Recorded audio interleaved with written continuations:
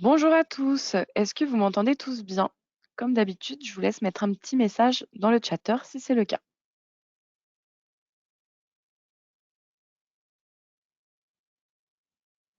Son OK, super. Et ben, bienvenue à tous pour ce webinaire Optimisation des échanges dans Allplan, explorer les possibilités d'import-export. Et je suis accompagnée de notre expert, Édouard Lemaître. Hello Édouard, tu m'entends Bonjour à bien? tous. Oui, parfait. OK, super. On va peut-être attendre une petite minute encore pour que tous les participants aient le temps de se connecter.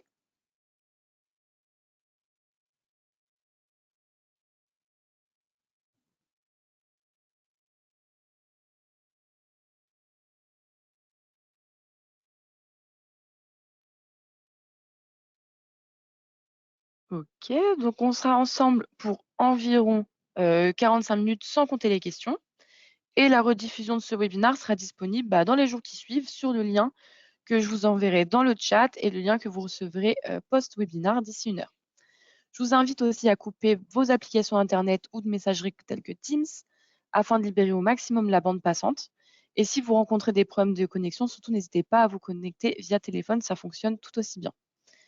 Donc aujourd'hui, dans ce webinaire, nous explorons les différentes possibilités d'import et d'export dans Outland. Et comme d'habitude, je vous invite à nous faire part de toutes vos questions, réactions via la fenêtre questions-réponses. On y répondra à la fin de la présentation. Et bien, c'est parti. À toi la parole, Edouard. Merci. Donc, sur cette session, ce qu'on va faire, c'est qu'on va aller regarder un petit peu donc les imports les plus classiques qu'on va pouvoir rencontrer au quotidien pour échanger de la donnée associée à nos différents projets. On va démarrer, on va se refaire un petit point sur les imports PDF avec quelques astuces pour améliorer parfois certaines récupérations de données. Ensuite, il y aura un gros morceau avec les fichiers AutoCAD qu'on rencontre encore beaucoup dans nos différents échanges. Un petit passage sur les IFC avec quelques nouveautés également de la version 2024. Toujours en nouveauté, on aura d'autres formats. On va regarder un petit peu le SketchUp et comment est-ce qu'on a pu améliorer ça, ainsi que d'autres connecteurs qui sont arrivés dans la version. Et on terminera par refaire un petit point sur les plateformes collaboratives avec Allplan Exchange et BIM+. Donc, sur nos imports PDF, on va regarder tout simplement comment est-ce qu'on va pouvoir récupérer nos fonds de plan en PDF et ajuster ces différents documents. Et pareil, après, au niveau des exports, quelques petites astuces et choses à voir. On démarre sans plus attendre. Donc, quand vous allez vouloir faire vos imports, généralement, ce qu'on va vous conseiller, c'est toujours de vous mettre sur un document vierge, donc un fichier de dessin qui ne contient pas de données.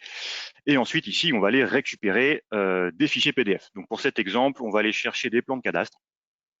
Donc, tout simplement, le site cadastre.gouv pour aller télécharger nos documents. Et donc, dans un premier temps, on va aller récupérer un document avec une certaine échelle qui va être donnée à l'intérieur du fichier de PDF. Donc, on récupère en téléchargeant ce premier fichier.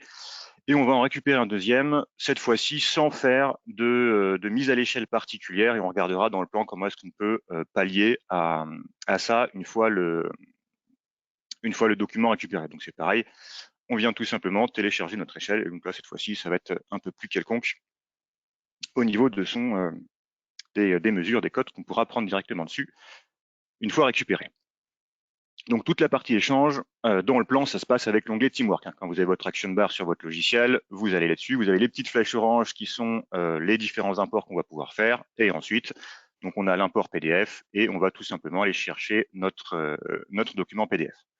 Vous avez la page d'importation qui va s'ouvrir avec un certain nombre d'options que vous allez pouvoir modifier, donc potentiellement le facteur d'échelle et ensuite des cases à cocher, notamment utiliser les layers, ce qui est très pratique quand vous avez justement des layers dans les PDF, ça permet de les récupérer dans le plan, ce qui peut nous aider au niveau de l'affichage de différentes données pour masquer certaines choses, parce que sur les PDF, souvent on n'a pas beaucoup de possibilités de filtre, donc ça peut être pratique.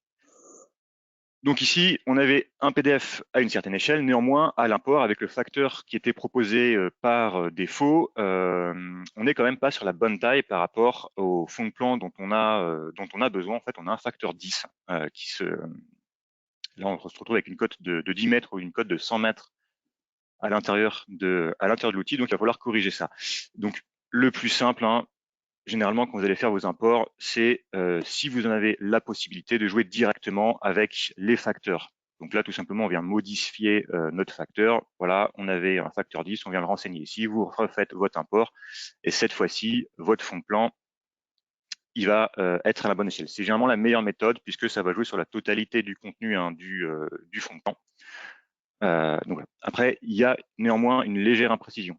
Ça, c'est dû à la nature du PDF qui est comme ça. Et souvent, quand vous refaites des codes sur un fond de plan PDF, vous n'aurez jamais des valeurs rondes.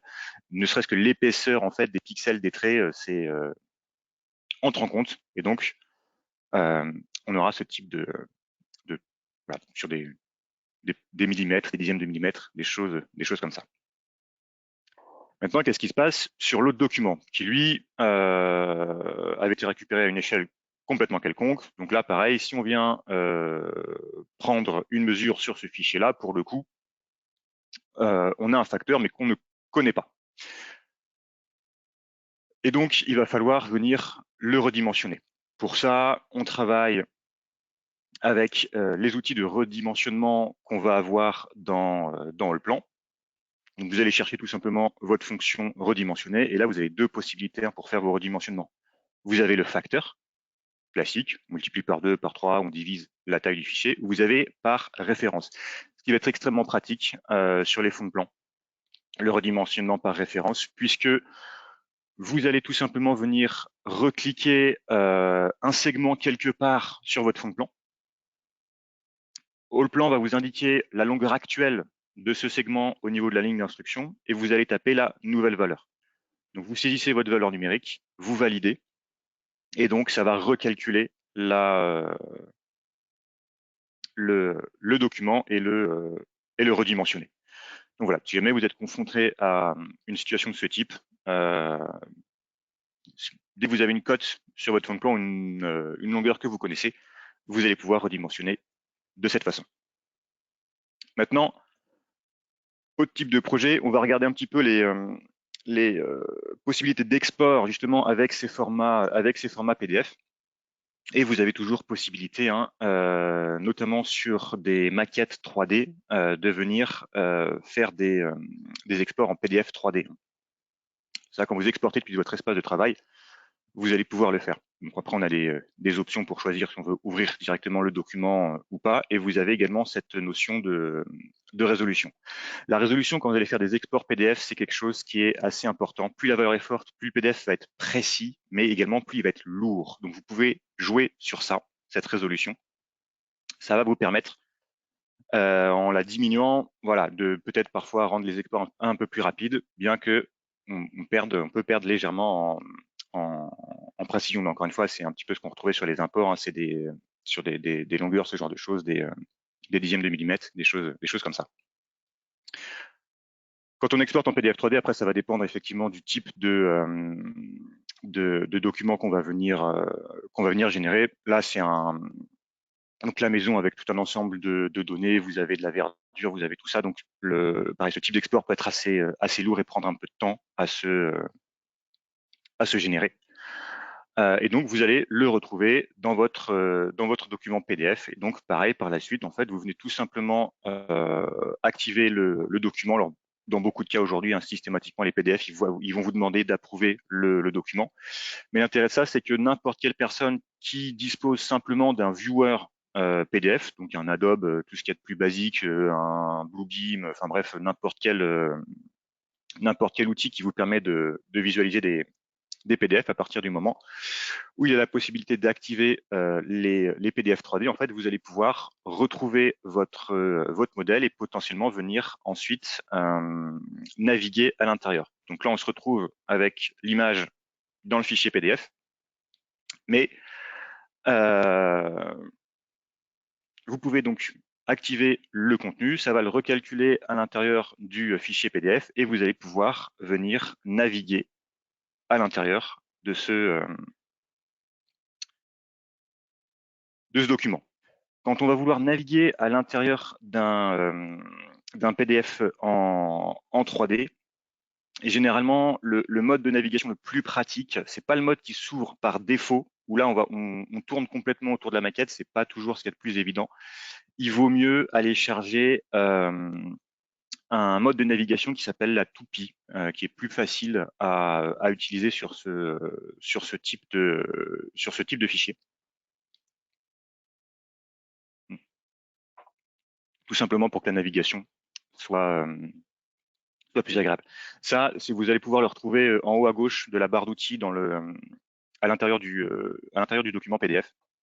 Et sinon, après, vous allez avoir d'autres petites icônes généralement qui vous permettent d'afficher des coupes à l'intérieur du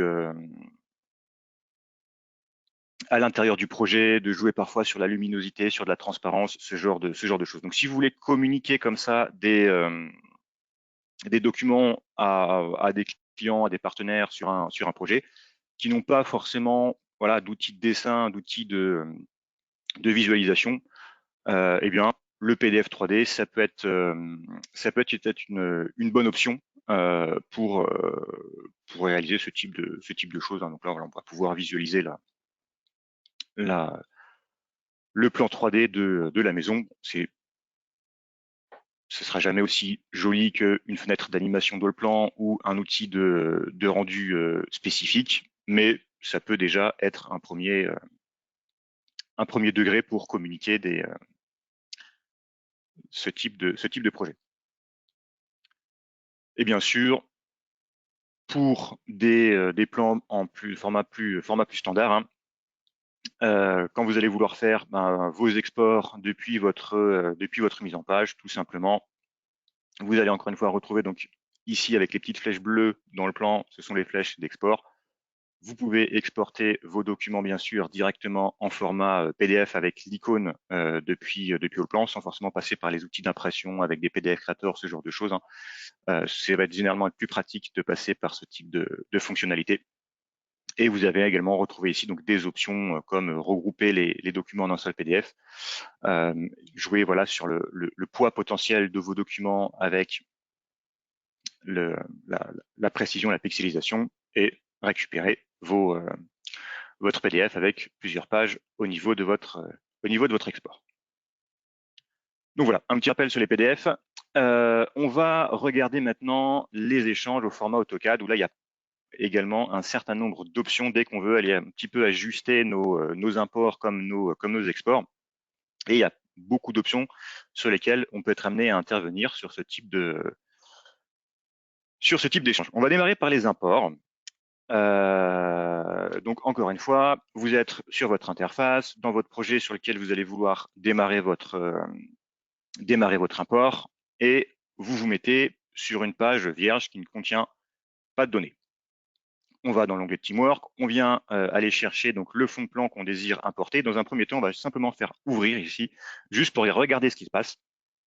Donc on a notre fenêtre où on a possibilité d'accéder à la configuration au moment de l'import. En fait, la configuration qu'on a ici, c'est tout simplement le mappage. C'est ce qui va vous servir à faire correspondre tel type d'élément dans AutoCAD devient tel type d'élément dans Allplan.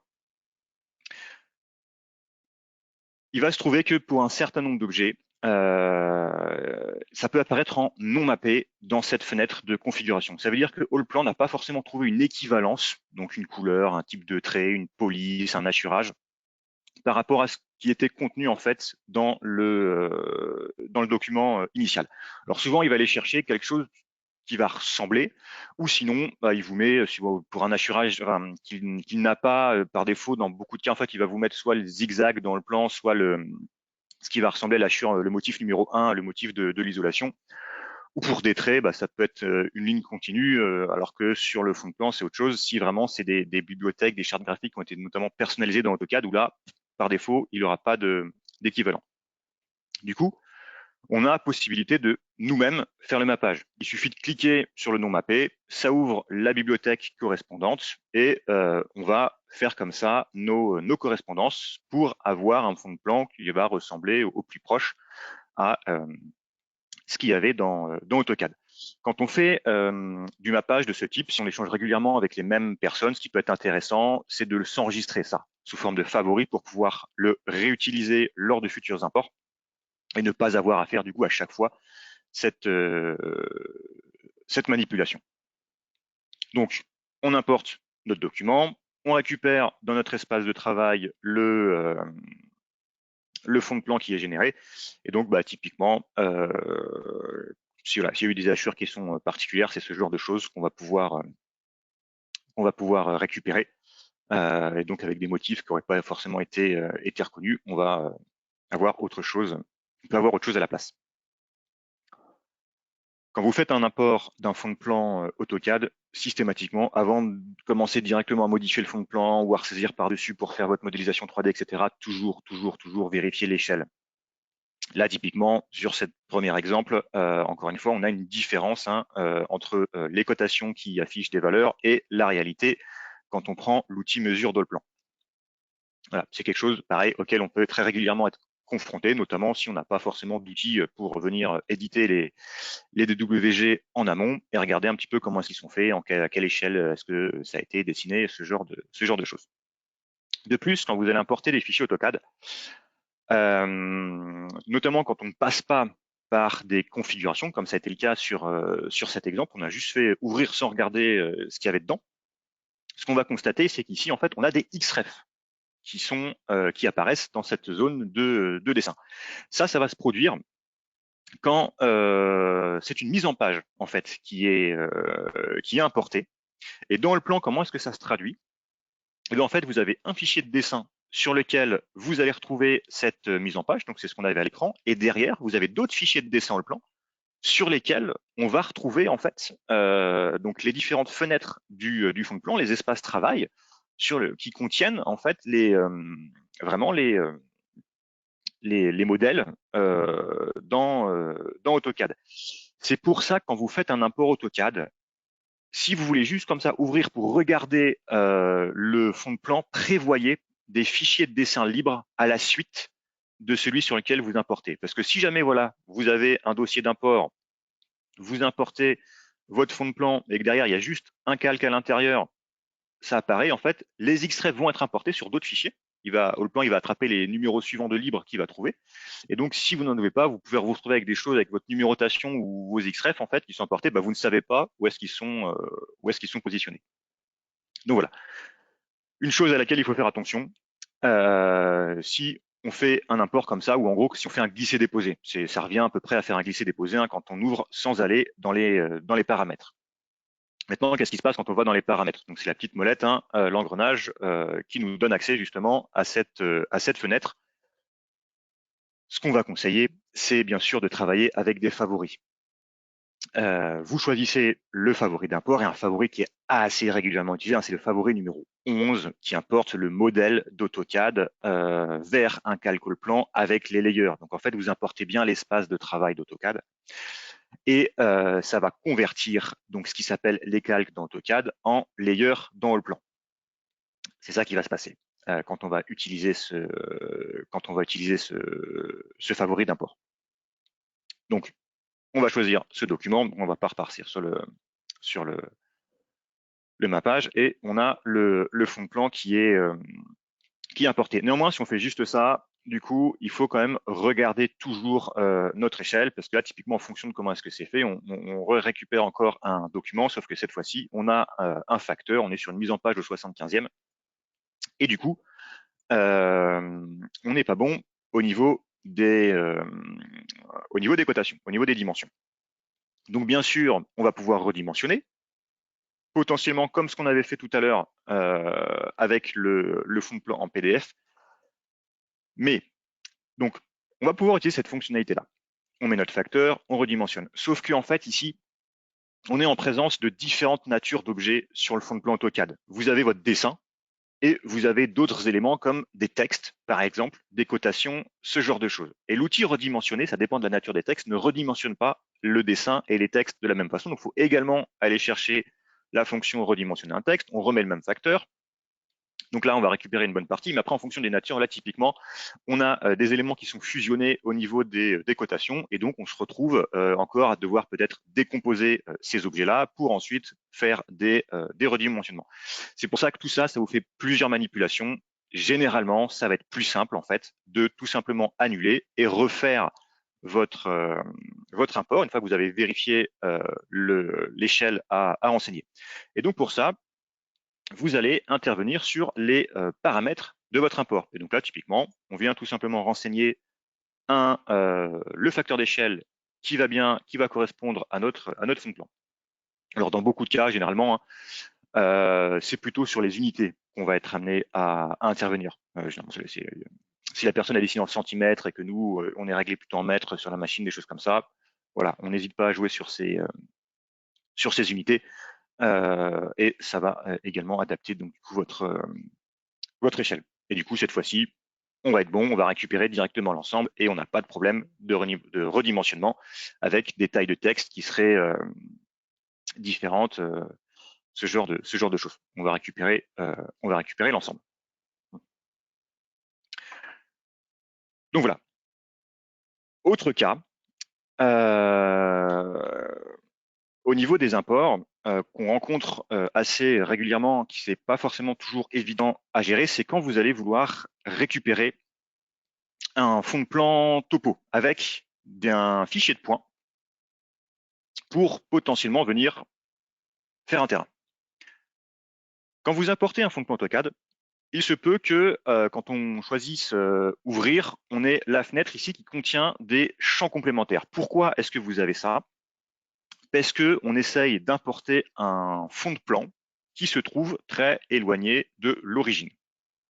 Allplan, comme la plupart des logiciels de modélisation, n'aime pas trop travailler en grandes coordonnées. Donc, il faut faire attention dans ce genre de situation. C'est pour ça que c'est également conseillé de repositionner proche de l'origine quand on va vouloir modéliser notre bâtiment.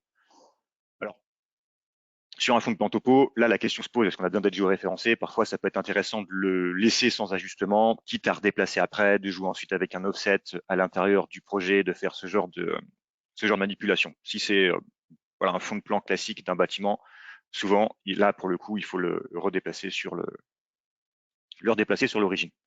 Donc là, on a juste, encore une fois, on n'a pas joué avec les favoris d'import, on a juste, dans un premier temps, regardé ce qu'on va récupérer. Donc, on importe notre fond de plan, et donc on a tout un ensemble de fichiers de points qui va correspondre à notre terrain. Quand on fait ce type de manipulation, donc voilà, on va vérifier nos coordonnées, on est en grande coordonnée, voilà, faut le savoir. Et sur ce type d'import, quand on simplement sans passer par des favoris, on va récupérer notre fond de plan. En fait, les points de terrain, généralement, quand ils viennent comme ça en format AutoCAD, en format DWG, en fait, dans AutoCAD, c'est des blocs. C'est des blocs où vous avez un point et un texte qui sont fusionnés avec les coordonnées du point, l'altimétrie du point. Voilà, vous avez des informations généralement qui sont dynamiques. Et en fait, c'est pas exploitable tel quel dans le plan. Les blocs AutoCAD, quand on les importe, sont convertis en macros dans le plan. Donc, bien sûr, hein, on a des outils pour potentiellement les décomposer. Donc, on va pouvoir éclater ces différentes macros pour séparer les textes et les points et arriver à isoler les points. C'est sur ça qu'on va devoir travailler. Néanmoins, quand on fait ça, ce qu'on récupère, c'est une nature d'objet qui s'appelle un point isolé. Et en fait, un point isolé dans le plan, c'est un élément 2D. C'est pour ça que dans la fenêtre d'animation également, on n'a pas de nuage de points qui apparaît. Et donc, si on essaye de mailler ce genre de choses, on ne pourra pas, ça ne fonctionnera pas. On se retrouve avec des points isolés. Donc, pour éviter ça, au niveau de votre import, il va falloir aller un petit peu plus loin dans les paramètres d'import et comme ça, régler différentes choses. Donc, encore une fois, ici tout simplement, on annule avec retour arrière notre import, on reprend notre fond de plomb et cette fois-ci, on va aller regarder ce qui se passe dans les paramètres d'import. On récupère notre favori 11 qui marche bien généralement hein, pour les imports, sauf qu'ici, déjà, on va tout de suite lui préciser qu'on veut un fond de plan avec de la 2D et de la 3D. Alors, quand vous modifiez quelque chose après avoir choisi votre favori est décoché. Mais ça, c'est pas grave, hein, parce que le reste des cases ne bougent pas, donc il y a quand même le réglage qui va être... les autres réglages qui va être bon, c'est bien l'espace travail, les layers sont bien convertis, ce genre de choses. Et on a une autre manipulation à effectuer. On va aller dans les paramètres avancés. Et dans les paramètres avancés, donc là, vous avez voilà, pas mal de réglages. Hein. Vous avez des éléments à convertir, qu'est-ce qui va être donc du coup transformé d'AutoCAD vers Rollplan. Vous avez des éléments à décomposer, donc qu'est-ce qui va être éclaté. Et dans les éléments à décomposer, si vous faites un import topo avec des points de terrain en 3D, décomposez les macros. On choisit de décomposer les macros. Comme ça, en fait, ces blocs qui contiennent les points plus les textes vont être décomposés dès l'import et on n'aura pas des points en 2D, mais on va bien récupérer nos points de terrain en 3D. Donc voilà. Si c'est quelque chose que vous êtes amené à faire régulièrement, vous pouvez également vous enregistrer ça sous forme de favori. Comme ça, vous ne serez pas obligé de retourner à chaque fois dans les autres onglets, venir cocher, décocher certaines cases. Une fois que vous avez votre échange qui fonctionne bien, vous l'enregistrez et vous pourrez directement le recharger. Et donc cette fois-ci, on refait l'import. Ça a été effectué et on n'a rien à l'écran. Pourquoi? Parce que ça arrive quand on éclate certains blocs AutoCAD, donc des macros dans le plan. En fait, on a bien nos points de terrain, mais en fait, c'est qu'à l'écran, ils sont extrêmement éloignés. Il y a des éléments qui sont extrêmement éloignés les uns des autres. L'astuce ici, CTRL A. CTRL A, vous sélectionnez tout. Donc vous avez en fait voilà vos points qui vont apparaître au niveau de votre sélection. Vous pouvez zoomer un petit peu pour regarder ce qui a été récupéré. Et tout simplement vous attrapez. Et là, bon, supprimer, il y a 2 remplissages en fait qui sont retrouvés sur l'origine en éclatant une macro. On les enlève et on récupère notre fond de plan. Si jamais vous travaillez avec quelque chose comme ça, faites toujours attention aux coordonnées. Donc là, si c'est volontaire qu'on ne déplace pas le fond de plan puisque c'est des points de terrain et qu'on veut garder leur position, mais si c'est plutôt un projet de bâtiment qu'on veut récupérer et qu'on veut qu'il soit proche du zéro, en fait, quand sur votre fond de plan, vous avez des éléments comme ça qui sont très éloignés les uns des autres, même si on a coché l'option recentrer le fond de plan proche de l'origine, le fait qu'il y ait des trucs qui traînent sur le fond de plan peut néanmoins faire que votre bâtiment soit en grande coordonnée. Et il faudra peut-être le redéplacer si ça avait été le cas.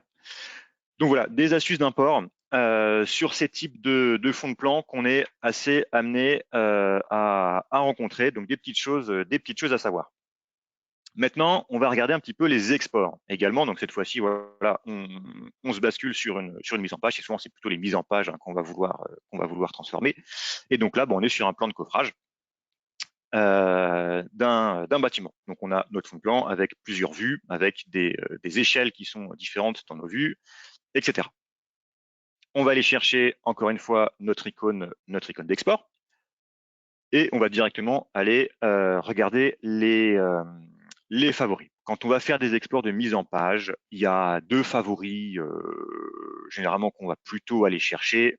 C'est le favori 1, donc qui exporte directement votre mise en page vers le modèle. Ça veut dire que votre mise en page en fait va être exportée vers un espace de travail et que les layers au plan sont convertis en layers, donc en fait en calque dans AutoCAD.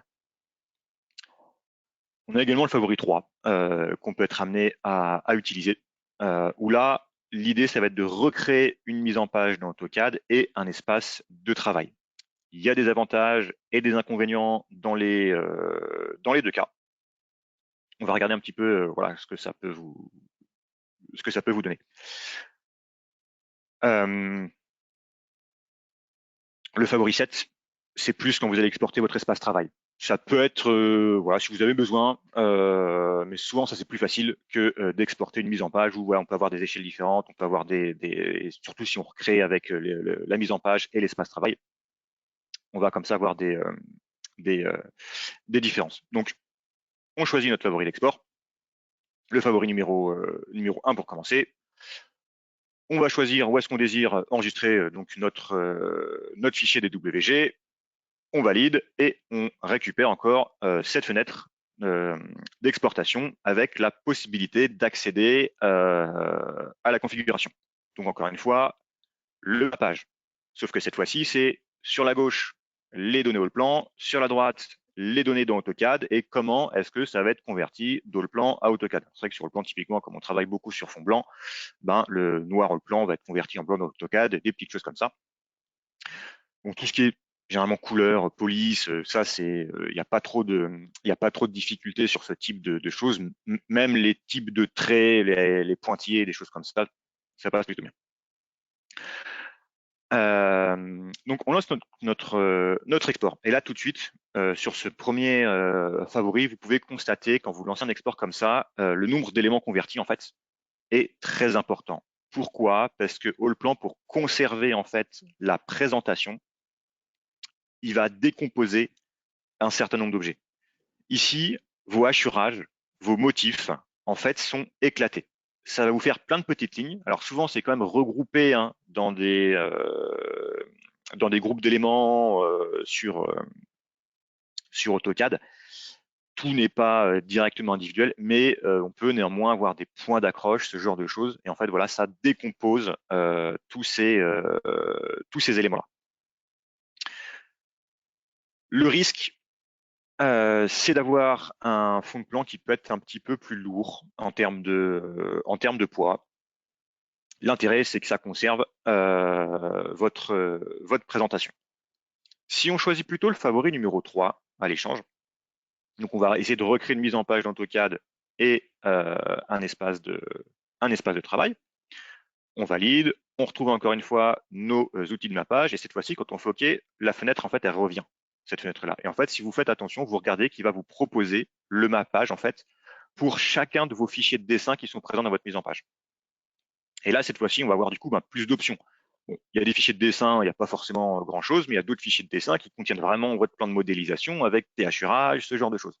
Et donc là, typiquement, eh ben, on peut se retrouver dans cette situation où vous avez un motif qui n'est pas mappé. On a le motif avec des petits points là qui se retrouve non mappé dans AutoCAD, donc il n'a pas trouvé forcément d'équivalent, il ne sait pas quoi mettre à la place.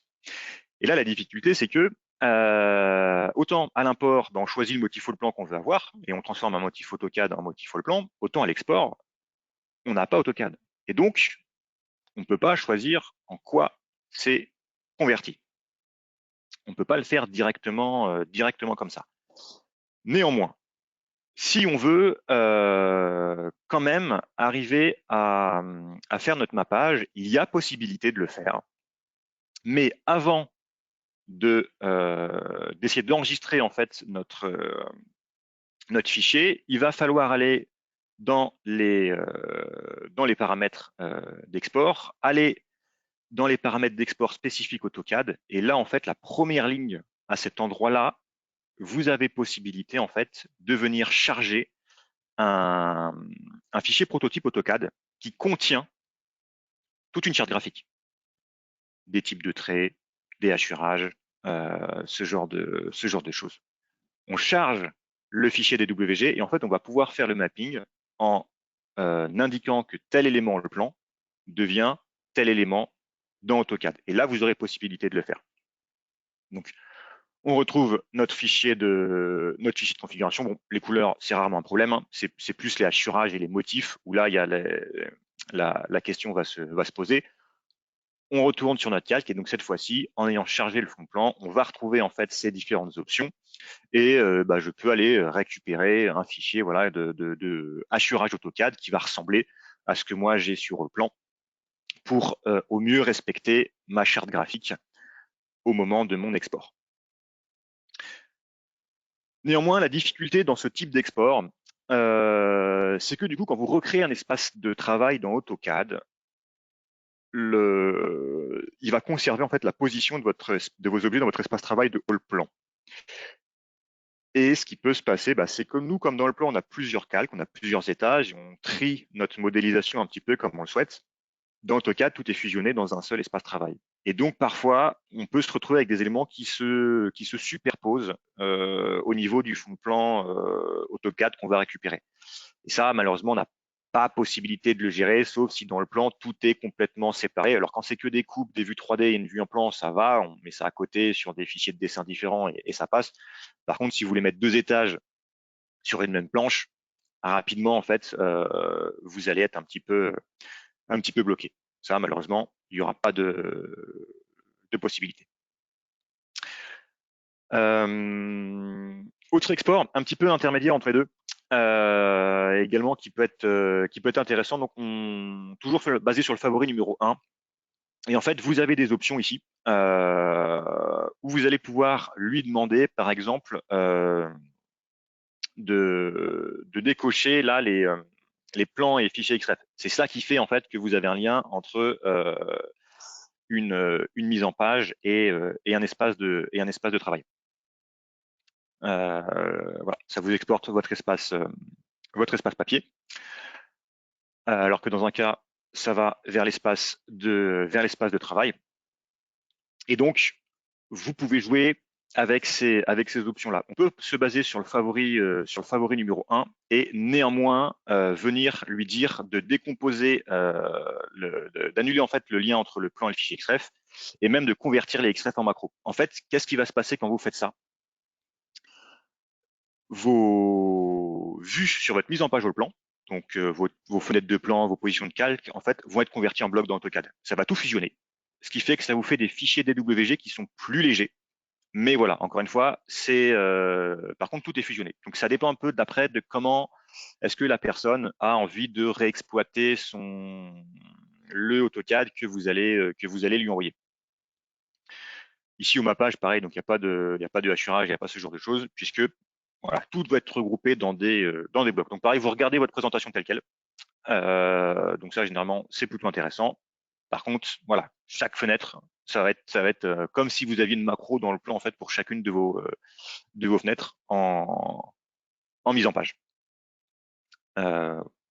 C'est généralement les options d'export les plus classiques qu'on va être amené à utiliser pour répondre en fonction voilà, de ce qu'on peut vous demander quand on vous demande des fichiers AutoCAD. Donc, soit plutôt essayer de recréer un fichier AutoCAD un petit peu comme s'il avait été directement fait sur AutoCAD, ou plutôt figer votre mise en page pour bien inspecter votre charte graphique, mais avoir un document potentiellement un petit peu plus délicat à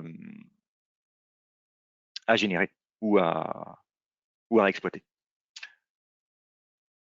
Dernière petite chose, si jamais vous avez travaillé avec justement avec vos fichiers de configuration, que vous avez fait tout un mappage, où vous êtes allé charger votre fichier gabarit, vous avez exporté, vous avez dit telle hachure dans le plan devient telle hachure dans AutoCAD, tel type de trait devient tel type de trait, etc.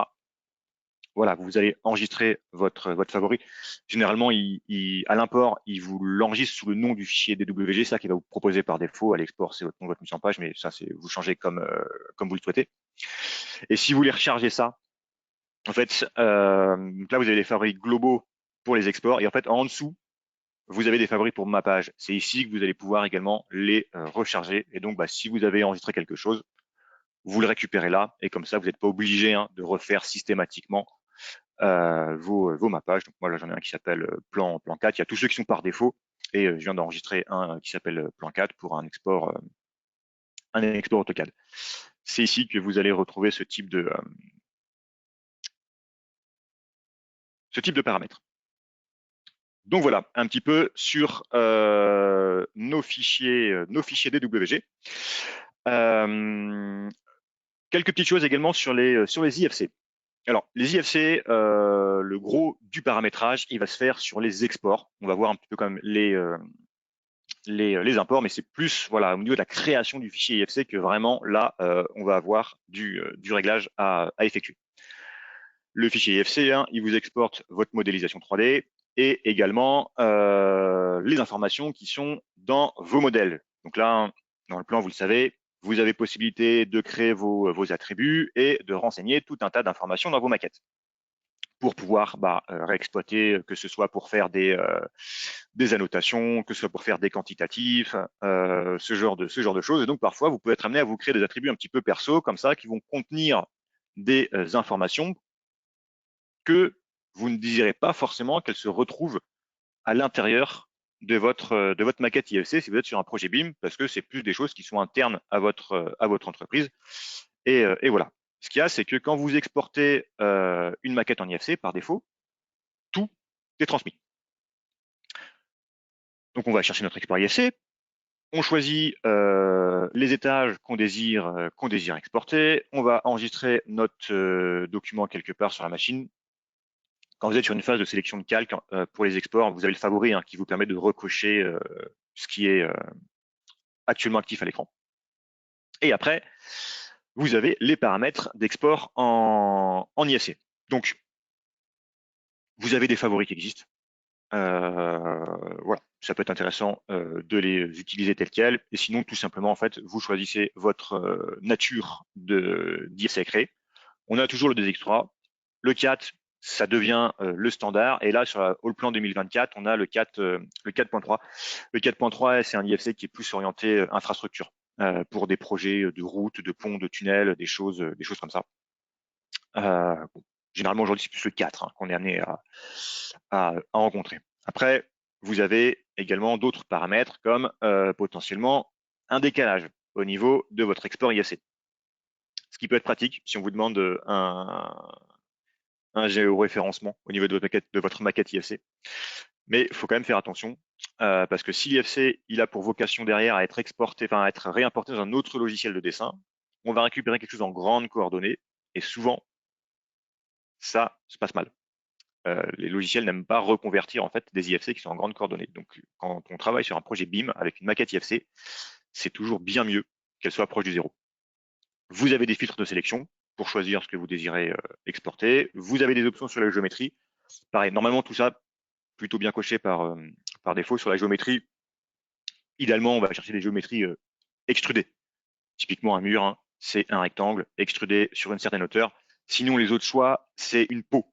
Vous avez un maillage de points qui fait le contour de votre objet. C'est comme ça que c'est écrit dans le script de l'IFC. Ça fait des IFC qui peuvent être un petit peu plus lourds. Et pareil, quand on va reconvertir vers un autre logiciel de dessin, c'est là où on a plus tendance à récupérer du coup des volumes 3D que des éléments comme s'ils avaient été modélisés en natif. Dans le plan, on est confronté à ça quand on importe. Et un mur, en fait, c'est pas forcément un mur, c'est un élément d'architecture personnalisé. C'est lié souvent à ça. Des options avancées, il y a des choses assez pratiques, notamment quand on exporte une maquette archi, on a possibilité de décomposer les couches de murs. Quand on a travaillé un mur multicouche, dans l'IFC, ça fait qu'un seul mur qui contient 3 couches, et on peut décomposer en 3 murs différents, par exemple. Voilà, si on avait des parpaings, un isolant, un enduit, voilà, on peut décomposer ça. Parfois, ça peut être pratique pour réexploiter la maquette. Encore une fois, ça dépend un petit peu des situations, à qui on envoie, comment va être réexploité l'IFC après coup. Mais ça peut être une bonne solution. Et vous avez également une partie attribute mapping. Donc ça va être lié à ce que je vous disais au début. Quand vous avez vous-même créé vos propres attributs dans le plan, donc vous pouvez vous créer comme ça un fichier de configuration sur des exports d'attributs pour voilà, mapper des attributs de Allplan vers d'autres éléments. Et donc l'idée, c'est notamment quand on a des attributs perso qu'on ne désire pas exporter, on vient chercher notre attribut et tout simplement, vous décochez la case. Et comme ça, si vous avez mis une valeur que vous désirez conserver dans le plan mais ne pas retrouver dans votre modèle IFC, eh ben, votre attribut ne sera pas exporté. Voilà, ça peut être une bonne solution. Vous avez aussi possibilité d'utiliser un transfert uniquement des attributs qui sont mappés pour ne pas tout exporter. Donc voilà un petit peu ce qu'on va retrouver dans cette zone-là. Vous exportez votre modèle, ça vous crée, vous avez le petit récap avec votre fichier journal. Et du coup, derrière, vous avez votre IFC, vous allez pouvoir l'ouvrir dans un viewer quelconque et afficher du coup les différentes informations. Et donc là, sur notre exemple, on va récupérer notre dalle et généralement les attributs perso Allplan qui se retrouvent dans Allplan attributes, ils n'y sont pas parce que on lui a demandé de ne pas les exporter. Maintenant, pour les imports, on a quand même des options sur lesquelles on peut intervenir quand on va vouloir importer nos modèles en IFC. Donc voilà, on va tout simplement charger notre modèle. On retrouve les paramètres avec potentiellement également des favoris. Vous avez également cette partie décalage de la maquette si on souhaite le faire, avec des options liées à l'offset du projet ou essayer d'optimiser quand on travaille en grande coordonnée, bien qu'encore une fois, c'est toujours déconseillé. Mais voilà. Vos options de filtre, typiquement, si on veut récupérer une maquette gros œuvre, on a peut-être envie de décocher les éléments de second œuvre, ça va alléger un petit peu les imports si jamais ils se retrouvaient présents dans la maquette. Bon, géométrie, pas des masses d'options, ça c'est vraiment la création du fichier IFC. Là, vous pouvez lui demander potentiellement d'importer tout sous forme d'éléments d'architecture personnalisés. Ça va recréer des volumes. Encore une fois, ça peut être intéressant parce que souvent ça fait des modèles qui sont plus légers, mais pareil, ça limite un peu parfois les possibilités de modification. Ça dépend un petit peu comment est-ce qu'on va exploiter notre maquette IFC. Vous pouvez également lui demander de ne pas importer tous les attributs et ensuite vous choisissez un fichier de dessin, vous importez et là ça convertit du coup votre maquette IFC en modèle dans Allplan. Donc on récupère notre géométrie et les attributs de nos objets et à chaque fois il va vous recréer l'arborescence associée au modèle IFC. Vous avez maintenant une autre possibilité pour importer un IFC. En fait, là, vous avez possibilité dans le plan de travailler avec des XREF. Donc les XREF, jusqu'à présent, on s'en servait beaucoup pour d'un calque à un autre. En fait, on a fait un fichier de dessin au plan et on veut remettre ce fichier de dessin à d'autres endroits sur d'autres documents de travail. On affiche une copie, en fait, c'est pas une copie, c'est un lien sous forme de XREF. Et vous avez possibilité maintenant de venir charger en fait des documents IFC sous forme d'XREF. Donc potentiellement, voilà, c'est le même élément. Donc c'est pas une conversion de données. Vous pouvez pas intervenir sur le contenu de votre XREF, mais ça vous permet d'afficher la même 3D. Voilà. Et là potentiellement, on peut jouer du coup avec une rotation, des choses comme ça. On a l'avantage du document en XREF. On va maintenant s'intéresser à d'autres types d'imports, et notamment donc des petites nouveautés qu'on peut avoir avec la version d'Allplan 2024. On retourne sur notre projet de maison et jusqu'à présent, quand vous vouliez faire des imports SketchUp, vous allez chercher tout simplement l'icône pour importer vos fichiers. On va aller récupérer notre fichier SKP qu'on a pu être allé télécharger quelque part. On ouvre, ça va convertir les données et vous allez donc récupérer le modèle SketchUp dans votre espace de travail. Donc on est sur une conversion de la donnée. Donc là, c'est des panneaux solaires, c'est à titre d'exemple. Et la petite difficulté qu'on pouvait avoir avec cette manipulation-là, c'est que sur la vue en plan, en fait, les éléments SketchUp, quand ils sont convertis dans le plan, eh bien, on visualise la totalité des arêtes. En fait, c'est des éléments 3D, c'est des volumes 3D qui sont regroupés en macro, mais du coup, au niveau de leur représentation, parfois c'est vite lourd sur la vue en plan. Et si on veut les modifier, soit on décompose les macros, mais on se retrouve avec une multitude d'éléments individuels, soit il faut qu'on aille modifier les macros pour changer une texture ou pour retravailler un élément. Bon, on pouvait le faire, mais ce type de manipulation, ça pouvait demander un petit peu plus de temps derrière pour retravailler nos éléments, surtout que généralement les SketchUp, c'est plus pour après faire des présentations, des rendus, ce genre de choses. Donc, on a néanmoins besoin de faire ce type de manipulation. C'est pour ça que maintenant, vous avez le content connector dans Teamwork. avec deux choix. Vous pouvez récupérer des textures ou vous pouvez récupérer des éléments directement SketchUp sur 3D Warehouse. Et c'est là où ça va être super intéressant, puisque bah, vous allez dans votre barre de recherche récupérer le type d'objet qui vous intéresse. Voilà, une table, une chaise, un canapé, une plante verte, un arbre, une banche, un engin de chantier, voilà. Il y a du choix sur 3D Warehouse. Donc, on récupère un objet, on vient le télécharger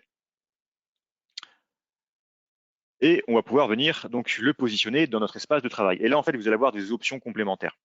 Vous avez possibilité de convertir cet élément en Python-Part. Donc ça, vous retrouvez ces choix-là dans la palette à gauche de l'écran. Et vous avez possibilité de lui demander de calculer également la représentation 2D pour alléger sa représentation vue en plan. Donc on choisit ces options et on vient positionner notre élément, voilà, sur notre fond de plan pour du coup créer notre objet. Donc après, voilà, il va recalculer la représentation. Et en fait, le fait de convertir cet élément en Python-Part et de ne pas garder en fait le modèle 3D va également nous donner la possibilité de venir faire un certain nombre de modifications. Puisque une fois que votre objet il est placé, vous allez pouvoir double-cliquer dessus. Les Python parts sont les objets paramétriques de Allplan. Et du coup, dans la palette de propriétés de l'élément, on a des options. Et notamment, bah, on va retrouver les différentes textures qui composent actuellement l'élément et vous pouvez beaucoup plus facilement les modifier. Donc là, on repart d'une des textures, on charge tout simplement autre chose, on revalide les éléments et on aura modifié la couleur là, des dossiers des chaises qui vont se mettre à jour. Elles étaient noires, elles passent en jaune. Et vous avez comme ça possibilité de faire un certain nombre d'ajustements à partir d'éléments SketchUp bien plus facilement. Donc voilà, avec cette petite possibilité. Autre chose que vous allez retrouver dans le plan 2024, au niveau des choix d'import, c'est pour aller récupérer directement en fait là les connecteurs, qui s'appelle connecteur GIS. Donc avec 3D City Loader, on va pouvoir récupérer en fait également des zones du plan. Donc si je reviens par exemple, je vais aller taper comme ça une adresse quelque part dans la barre de recherche. Je me repositionne à peu près sur mon premier exemple d'import PDF là de mon cadastre et je vais pouvoir ajuster un petit peu la zone que je vais vouloir récupérer. On adapte avec ces outils-là et vous allez avoir des options pour jouer également un petit peu sur la résolution du terrain, des textures, pour voilà, avoir un maillage un peu plus large, alléger un petit peu le travail avec ce type de zone, des choses comme ça, des petites options au niveau des éléments d'import. Et ensuite, tout simplement, donc, vous cliquez sur le bouton créer un aperçu, il va télécharger le modèle que vous allez pouvoir importer. Et là, en fait, donc, ce que vous récupérez, ça va être assez intéressant parce que bah, vous avez un terrain en 3D avec les bâtiments qui sont dessus. Vous avez l'aperçu de la parcelle et vous pouvez directement importer ces éléments-là. Donc, vous allez récupérer des volumes 3D dans le plan. Et ça, bah, du coup, si vous avez besoin de faire une implantation d'un bâtiment dans cette zone-là, vous allez pouvoir le faire. Alors, toujours pareil, hein, les coordonnées. Là, comme on est encore une fois quelque chose qui est basé sur une position géographique, hein, vous allez retrouver avec des X et des Y qui sont assez éloignés du zéro. Donc, bien sûr, hein, vous pouvez replacer ça proche de l'origine. Voilà. Si on n'a pas besoin d'être géoréférencé, on se met en coordonnées globales, on déplace sur le zéro et on va pouvoir se repositionner dessus. Et bon, après, voilà, si on avait notre cadastre qui était également positionné quelque part, on peut aller essayer d'un peu superposer les deux, comme ça vous retravaillez directement avec vos éléments au bon endroit. Donc voilà, nouvelle possibilité avec le plan 2024 qui peut être assez sympathique quand on a une zone avec des éléments, des bâtiments comme ça. Donc c'est du volume 3D hein, qu'on récupère, mais voilà, ça peut être une possibilité. Pour terminer, on va faire un petit tour sur les plateformes qui vous permettent justement de gérer ces différents formats d'échange. On a la plateforme Allplan Exchange pour gérer vos exports de mise en page PDF, DWG. Allplan Exchange, quand donc vous y accédez depuis votre mise en page, sur votre projet, vous allez retrouver donc l'ensemble des planches qui ont été réalisées sur ce projet-là. Et ici, vous allez pouvoir gérer un certain nombre d'informations associées à ces mises en page. Vous pouvez les exporter, choisir parmi la liste des formats, comment est-ce que vous allez vouloir les récupérer. Et également, donc vous avez un certain nombre de paramètres sur lesquels vous pouvez intervenir. Donc là, on va pouvoir sélectionner plusieurs planches et aller regarder un petit peu leurs propriétés. Vous retrouvez donc du coup les différents plans et les attributs qui leur sont affectés. Ça, on peut afficher ça hein, dans les propriétés d'un plan, sans passer par Exchange. Quand vous êtes sur votre liste de plans, vous pouvez y aller, regarder, etc. Mais ça peut être plus pratique également de gérer dans certains cas et de venir renseigner comme ça des informations. C'est ce type d'information qui peut se retrouver dans des cartouches sous forme d'annotation, des choses comme ça. Bon, première manipulation qu'on peut faire avec Exchange. Et sinon, en fait, quand vous vous connectez avec votre compte Allplan Connect sur Exchange, vous pouvez avoir des possibilités complémentaires. Donc là, je me suis chargé en tant que destinataire, mais vous pouvez ajouter bien sûr tout un ensemble de destinataires. Et en fait, l'idée, c'est que vous allez également pouvoir envoyer vos plans aux personnes que vous souhaitez. Vous chargez vos personnes, vous choisissez le format de document que vous désirez leur communiquer et vous pouvez directement également leur faire un mail dans la foulée pour vous expliquer qu'ils auront des plans mis à dispo sur la plateforme. Vous lancez les exports. Donc là, ça va convertir au format PDF, au format DWG en fonction de ce qu'on a déterminé. Ça va les envoyer sur la plateforme Exchange. Et une fois que tout ça c'est fait, ça envoie un mail au destinataire avec un lien pour qu'il puisse aller récupérer tout simplement ces différents plans sur Exchange. Donc voilà, l'idée de cette plateforme, c'est ça, c'est que ça peut vous servir un petit peu de boîte à plans hein, dans lesquelles vous allez pouvoir comme ça stocker vos exports de mise en page Allplan. Donc vous avez votre mail avec vos clients, vous cliquez dessus et voilà, vous êtes sur la plateforme et vous pouvez aller télécharger tout simplement les différents plans qui sont mis à disposition. Donc ça peut être assez pratique, hein, c'est quelque chose qui n'est pas toujours connu, Exchange. Donc voilà, je vous reprécise ces éléments-là. Et enfin, donc ça c'était PDF DWG, vous avez BIM+ pour les IFC. Hein. Si vous voulez communiquer autour de vos exports IFC, vous pouvez bien sûr le faire avec la plateforme BIM+. Donc là, pareil, c'est encore lié à votre compte Allplan Connect. Vous pouvez directement transférer votre maquette Allplan sur BIM+, avoir l'accès à l'ensemble des fonctionnalités hein, de BIM+, qui vous permettent de récupérer de l'information sur un objet, de modifier des propriétés sur un IFC. Ça, c'est hyper intéressant parce que vous pouvez faire votre maquette dans le plan, l'exporter sur la plateforme BIM+, envoyer des liens de connexion à des tierces personnes qui peuvent potentiellement venir compléter de l'information sur une maquette IFC. De là, on peut même recréer un nouvel IFC avec les champs modifiés ou complétés. Donc c'est un truc qui peut être assez pratique quand on travaille en BIM. Donc voilà, des possibilités qu'on va voir avec BIM+, et c'est également un BIM+, qui va vous permettre de gérer aujourd'hui vos formats BCF. Si voilà, sur des projets BIM, vous avez un BIM manager qui vous envoie un ensemble de BCF, vous les chargez dans BIM+, et vous allez pouvoir les retrouver directement dans votre palette issue manager de Allplan. Vous pouvez également, depuis Allplan, sans forcément aller sur la page web, afficher votre modèle pour visualiser justement ces différents éléments.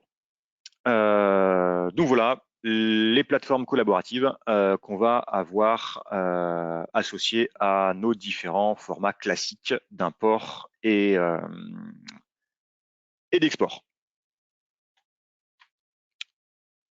On a fait le tour sur ce que je voulais vous montrer aujourd'hui, et donc on va pouvoir passer à la session de questions-réponses s'il y a des questions. Eh ben, merci beaucoup, Edouard, pour cette présentation et merci à tous pour votre participation et toutes vos questions. Donc, bah, c'est parti. Alors, la première, alors elle est un petit peu longue. Peut-on imaginer un favori avec des champs dynamiques pour le nommage des fichiers exportés? Donc, avec des noms dynamiques à chaque fois. Donc, je vais te donner un exemple. Par exemple, arrobase, nom du projet, arrobase plus un autre nom de projet, par exemple. Est-ce que je suis claire? Un peu, je suis pas sûr d'avoir tout C'est vrai suivi. En que fait, quand vous faites des exports, c'est pour de l'export AutoCAD, j'imagine, peut-être même pas que. Dans les exports DWG, dans les paramètres, vous avez possibilité de jouer sur les noms des layers. Vous avez possibilité au niveau du nom, typiquement sur Exchange aussi, sur le nommage de vos fichiers. Vous avez des paramètres qui vous permettent de choisir comment appeler votre export de planche dans AutoCAD, choisir est-ce qu'on récupère le nom du projet, est-ce qu'on récupère avec Exchange. Comme ça, au niveau des exports, il y a des choses à regarder. Il faut voir si ça correspond exactement à ce que désire l'utilisateur, mais ça vaut le coup d'aller cliquer sur l'icône Exchange pour regarder les choix de nommage en export. OK, bah, parfait. Je crois que tu as répondu. Je viens d'avoir un retour de la personne qui a posé la question. Donc super, merci. Autre question, comment est-il possible d'exporter et d'importer des armatures, pardon, depuis un logiciel de calcul de ferraillage? Alors aujourd'hui, majoritairement, ça va être via le format IFC. Quand on va vouloir, surtout, voilà, si c'est de l'armature 3D, ça va être via le format, IFC. Si c'est du 2D, bah ça c'est des formats classiques PDF, DWG ou autres, mais il y a voilà, IFC. OK.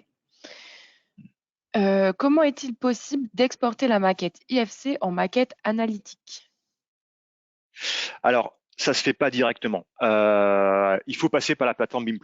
Il faut envoyer son IFC dans BIM+. Et quand on a BIM+ Pro, on a ce qui va s'appeler aujourd'hui le SIA autoconverteur dans BIM+.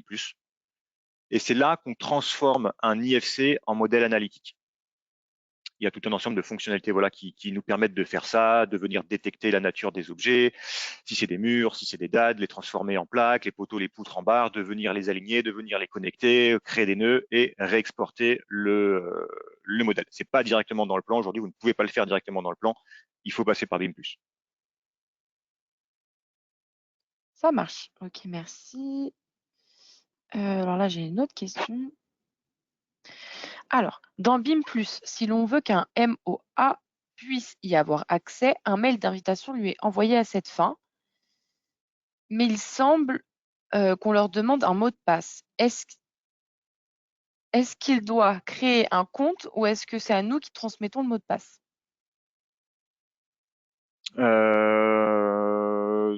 De mémoire, il faut créer un compte. Ouais, il doit Tout le monde créer peut un créer un compte compte. sur BIM+.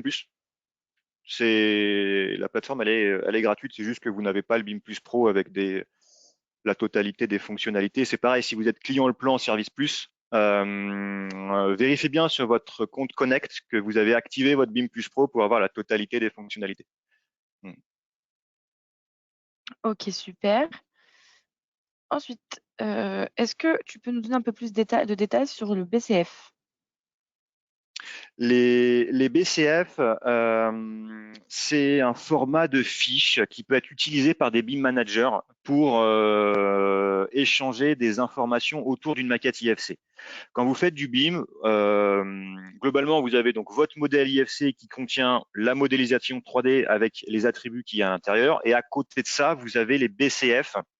C'est une fiche euh, avec donc de l'information, avec un descriptif. On veut venir modifier une épaisseur de dalle, déplacer une fenêtre, bref, voilà. Vous lui mettez un titre, vous associez cette fiche à des objets de la maquette via leurs identifiants IFC, et vous allez pouvoir, voilà, il y a plein de champs disponibles pour mettre de l'information.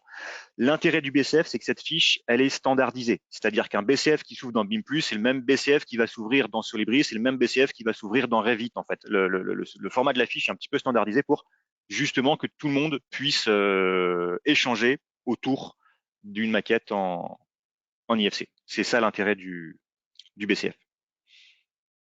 Ok, super, merci Edouard. On a une dernière question. Peux-tu nous donner des détails sur les imports de fichiers IFC Revit dans le plan?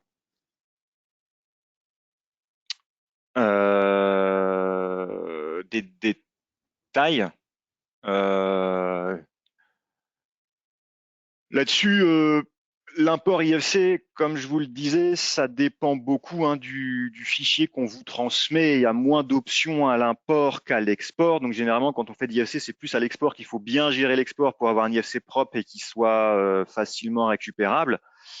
Après, à part avoir des possibilités un petit peu de filtrage à l'import et ne pas tout importer, de toute façon, vous n'avez pas plus que ça la main sur un import IFC. Vous ne pouvez pas modifier le fichier IFC avant de l'importer. Donc ça, je ne sais pas trop quoi vous dire de plus. Faire attention aux coordonnées. Plus vous êtes éloigné du zéro, plus vous risquez d'avoir des difficultés à reconvertir le modèle. Et ouais, je saurais pas trop quoi Ouais. vous dire de plus. Après, on m'a donné quelques détails en plus. On me disait quand on passait du format natif RVT Revit, ensuite dans le plan. Alors du coup c'est pas par l'IFC, c'est un import direct très vite dans le plan. Alors c'est vrai qu'il existe cet import-là, on le met pas forcément en avant parce que c'est pas une fonctionnalité. Nous on met vraiment l'accent sur l'IFC et c'est quelque chose qui est bon, ça marche, mais pas forcément non plus sur tous les modèles. Faut aller le chercher dans fichier importer et aller chercher l'import l'import RVT si on veut le tester. Ça peut marcher dans certains cas, mais sinon non, c'est ouais, on exporte en IFC puis on réimporte l'IFC. Eh ben ok. Eh ben, merci beaucoup Edouard. Merci beaucoup à tous. On a fait le tour de toutes les questions. Merci à Hop, vous, hop. Bah ouais, bah super. Bah bonne journée à tous et encore merci Edouard. bonne journée, au revoir. Au revoir.